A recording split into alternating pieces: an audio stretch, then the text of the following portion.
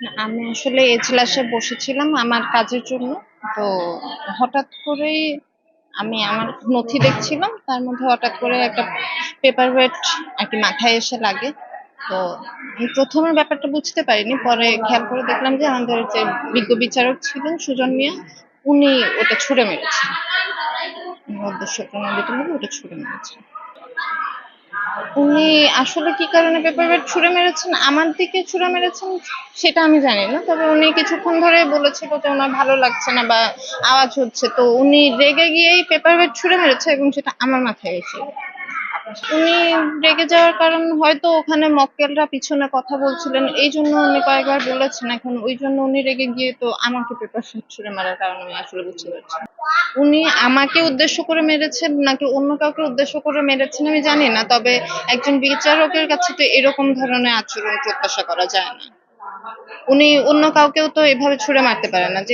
যে কারোই যদি আঘাত লাগে উনি বিচারক হয়ে তো কাউকে আঘাত করতে পারেন না। উনি আমাদের সিনিয়র অ্যাডভোকেটসদের সাথেও অসৌজন্যমূলক বা হচ্ছে অশোভনীয় যে আচরণটা, এটা উনি সিনিয়রদের সাথেও করেছে আগে। এটা নিয়েও আমরা আমাদের সিনিয়ররা কথা বলেছে, বারে কথা হয়েছে। তো উনি এই যে আজকে যেটা ঘটিয়েছে, এটা হচ্ছে ওই ঘটনার পর থেকে উনি মোটামুটি ভাবে ওনার যে আচরণটা, ওই আচরণের কোনো পরিবর্তন উনি করেন নাই। আজকে কোর্ট চলাকালীন সময়ে আমার কাজিনকে হচ্ছে পেপার ওয়েট দিয়ে গায়ে ছুঁড়ে মারলো, পেপার ওয়েট এসে তার কপালে লাগলো, কপাল ফেটে রক্ত বেরোলো। আজকের ঘটনাটা তো আপনারা দেখতেছেন। তো বিষয় হচ্ছে যে একজন বিচারকের কাছ থেকে কেউই, আমরা তো অ্যাডভোকেট, আমরাও কোর্ট অফিসার, তো আমরা তো এক্সপেক্ট করিই না যে ওনার হাইপারনেস বা উনি হাইপার হয়ে যাক, এটা আমরা কেউই চাই না। পাশাপাশি যারা হচ্ছে বিচার প্রার্থী, তারাও কোর্টে ছিল, তারাও ঘটনাগুলো দেখেছে। তো বিচার প্রার্থীরাও ওনার কাছ থেকে কি বিচার এক্সপেক্ট করবে? ওনার নিজের কোর্টে নিজেই বিচারক, নিজে ওইখানে উপস্থিত থেকে ওনার হাইপারনেসটা কন্ট্রোল না করে উনি যে ঘটনাটা ঘটিয়েছে, এটা একজন বিচারকের কাছ থেকে কাম্য না। 12টা থেকে 12:30টার ভিতরে তখন আমি এজলাসে হিয়ারিং করতেছিলাম। স্যার কয়েকবার মানা করছে পিছে যে মক্কেলরা ছিল তাদের একটু চুপ করতে, তারা অনেক ডিস্টার্ব করতেছিল। তখন উনি খুব রাগান্বিত হয়ে ওনার হাতে ওয়েট ওয়েট পেপারটা ছুঁড়ে মারলে তাদের না লেগে আমাদের শিক্ষানবিশ আইনজীবী সাবিয়া তার মাথায় যে লাগে। কিন্তু সবচেয়ে বড় কথা, আমরা তার কাছ থেকে এটা আশা করি না, যেহেতু তিনি ওই চেয়ারে বসছেন, তার তো বিচার করা, সে বিচার করবে। তিনি কিভাবে এরকম একটা কাজ করতে পারে? আর ওখানে যে পরিবেশ সৃষ্টি হয়েছিল, উনি যেটা ছুঁড়ে মারছিল সেটা ওর গায়ে এসে লাগছে এবং আমি সেখানে ছিলাম। ওকে নিয়ে সম্পূর্ণ মানে কতটা রক্ত বের হয়েছে এবং কতটা ও আহত হয়েছিল সবকিছুই আমি ছিলাম ওর সঙ্গে, ঠিক আছে।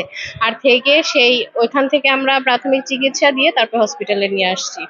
এই সমস্ত কিছু আমি করছি এবং আমার খুবই খারাপ লাগতেছে যে বিচারক মানে যেখানে বিচার করতে বসছে সেখানে উনি নিজেই ক্রাইম করতেছে।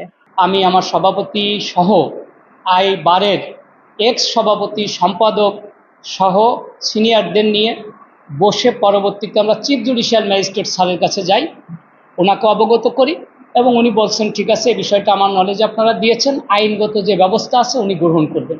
বিশেষ করে আমরা চাচ্ছিলাম যে বিষয়টা যদি অনাকাঙ্ক্ষিত উদ্দেশ্যমূলকভাবে উনি করেন নাই, তবুও যেটা হয়েছে সেটা আইনজীবীদের আহত করেছে।